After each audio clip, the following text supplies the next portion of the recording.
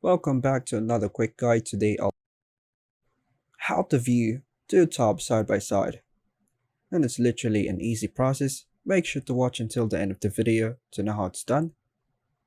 To view two tabs side by side in Windows 11, you can use the Snap Assist feature.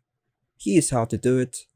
Firstly, ensure that both tabs or windows you want to view side by side are open.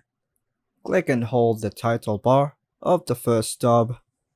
Then drag it to the left or right edge of the screen until you see a transparent outline appear, and also the tab number.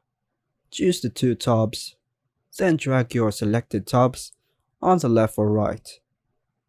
Release the mouse button to snap the tab to that side of the screen, and it will automatically adjust to fit. Alternatively, you can also use keyboard shortcuts. Firstly, click on the first tab you want to view. Hold Windows key plus left arrow. This will snap the tab to the left side of the screen.